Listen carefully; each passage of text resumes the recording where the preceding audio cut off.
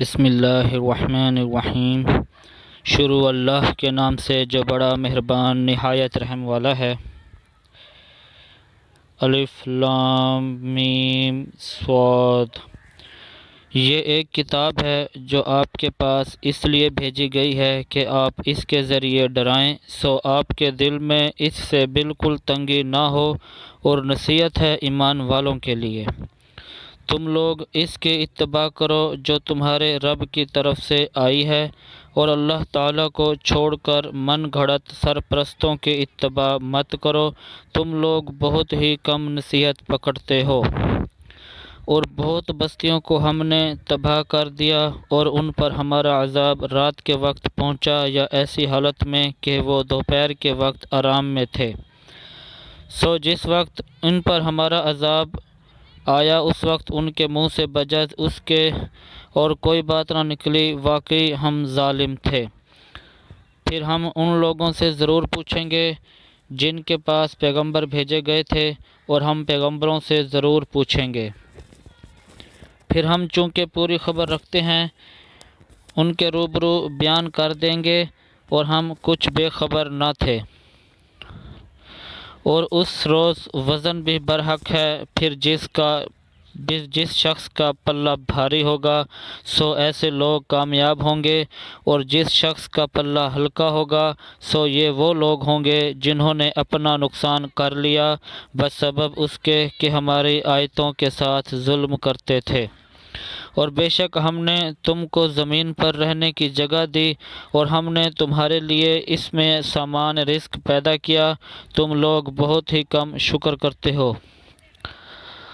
اور ہم نے تم کو پیدا کیا، پھر ہم نے تمہاری صورت بنائی، پھر ہم ہی نے فرشتوں سے کہا کہ آدم کو سجدہ کرو، سو سب نے سجدہ کیا بجز ابلیس کے، وہ سجدہ کرنے والوں میں شامل نہ ہوا۔ حق تعالیٰ نے فرمایا تو جو سجدہ نہیں کرتا تو تجھ کو اس سے کون امر مانے ہے؟ حق تعالیٰ نے فرمایا تو جو سجدہ نہیں کرتا تو تجھ کو اس سے کون امر مانے ہے، جبکہ میں تجھ کو حکم دے چکا۔ کہنے لگا میں اس سے بہتر ہوں، آپ نے مجھ کو آگ سے پیدا کیا ہے اور اس کو آپ نے خاک سے پیدا کیا۔ حق تعالیٰ نے فرمایا تو آسمان سے اتر۔ حق تعالیٰ نے فرمایا تو آسمان سے اتر، تجھ کو کوئی حق حاصل نہیں کہ تو آسمان میں رہ کر تکبر کرے، سو نکل، بے شک تو ذلیلوں میں سے ہے۔ اس نے کہا مجھ کو مہلت دیجیے قیامت کے دن تک۔ اللہ تعالیٰ نے فرمایا تجھ کو مہلت دی گئی۔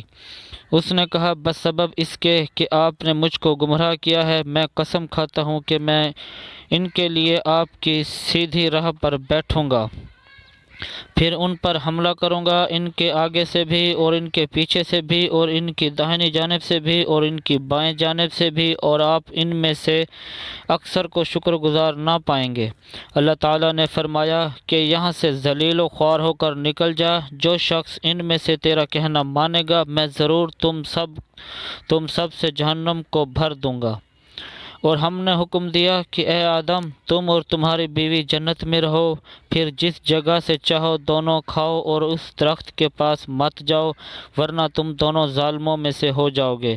پھر شیطان نے ان دونوں کے دلوں میں وسوسہ ڈالا تاکہ ان کی شرمگاہیں جو ایک دوسرے سے پوشیدہ تھیں دونوں کے روبرو بے پردہ کر دے، اور کہنے لگا کہ تمہارے رب نے تم دونوں کو اس درخت سے اور کسی سبب سے منع نہیں فرمایا مگر محض اس وجہ سے کہ تم دونوں کہیں فرشتے ہو جاؤ یا کہیں ہمیشہ زندہ رہنے والوں میں سے ہو جاؤ۔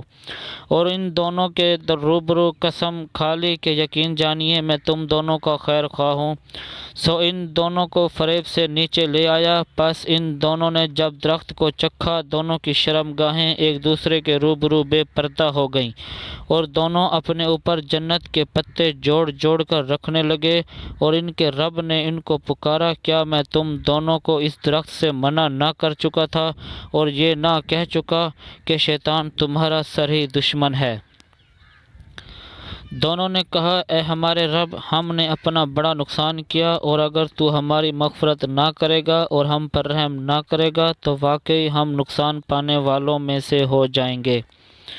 حق تعالیٰ نے فرمایا کہ نیچے ایسی حالت میں جاؤ کہ تم باہم ایک دوسرے کے دشمن ہوگے اور تمہارے واسطے زمین میں رہنے کی جگہ ہے اور نفع حاصل کرنا ہے ایک وقت تک۔ فرمایا تم کو وہاں ہی زندگی بسر کرنا ہے اور وہاں ہی مرنا ہے اور اسی میں سے پھر نکالے جاؤ گے۔ اے آدم علیہ السلام کی اولاد، ہم نے تمہارے لیے لباس پیدا کیا جو تمہاری شرمگاہوں کو بھی چھپاتا ہے اور معجب زینت بھی ہے، اور تقوی کا لباس یہ اس سے بڑھ کر ہے، یہ اللہ تعالیٰ کی نشانیوں میں سے ہے تاکہ یہ لوگ یاد رکھیں۔ اے اولاد آدم، شیطان تم کو کسی خرابی میں نہ ڈال دے جیسا کہ اس نے تمہارے ماں باپ کو جنت سے باہر کرا دیا، ایسی حالت میں ان کا لباس بھی اتروا دیا تاکہ وہ ان کو ان کی شرمگاہیں دکھائے۔ وہ اور اس کا لشکر تم کو ایسے طور پر دیکھتا ہے کہ تم ان کو نہیں دیکھتے ہو۔ ہم نے شیطانوں کو ان ہی لوگوں کا دوست بنایا ہے جو ایمان نہیں لاتے۔ اور وہ لوگ جب کوئی فحش کام کرتے ہیں تو کہتے ہیں کہ ہم نے اپنے باپ دادا کو اسی طریق پر پایا ہے اور اللہ نے بھی ہم کو یہی بتایا ہے۔ آپ کہہ دیجئے کہ اللہ تعالیٰ فحش بات کی تعلیم نہیں دیتا۔ کیا اللہ کے ذمہ ایسی بات لگاتے ہو جس کی تم سند نہیں رکھتے؟ آپ کہہ دیجئے کہ میرے رب نے حکم دیا ہے انصاف کا، اور یہ کہ تم ہر سجدہ کے وقت اپنا رخ سیدھا رکھا کرو اور اللہ تعالیٰ کی عبادت اس طور پر کرو کہ اس عبادت کو خالص اللہ ہی کے واسطے رکھو۔ تم کو اللہ نے جس طرح شروع میں پیدا کیا تھا اسی طرح تم دوبارہ پیدا ہوگے۔ بعض لوگوں کو اللہ نے ہدایت دی ہے اور بعض پر گمراہی ثابت ہو گئی ہے۔ ان لوگوں نے اللہ تعالیٰ کو چھوڑ کر شیطانوں کو دوست بنا لیا اور خیال رکھتے ہیں کہ وہ راست پر ہیں۔ اے اولاد آدم، تم مسجد کی ہر حاضری کے وقت اپنا لباس پہن لیا کرو اور خوب کھاؤ اور پیو اور حد سے مت نکلو، بے شک اللہ تعالیٰ حد سے نکل جانے والوں کو پسند نہیں کرتا۔ آپ فرمائیے کہ اللہ تعالیٰ کے پیدا کیے ہوئے اسباب زینت کو جن کو اس نے اپنے بندوں کے واسطے بنایا ہے اور کھانے پینے کی حلال چیزوں کو کس شخص نے حرام کیا ہے؟ آپ کہہ دیجئے کہ یہ اشیاء اس طور پر کہ قیامت کے روز خالص ہوں گی اہل ایمان کے لیے، دینوی زندگی میں مومنوں کے لیے بھی ہیں۔ ہم اس طرح تمام آیات کو سمجھداروں کے واسطے صاف صاف بیان کرتے ہیں۔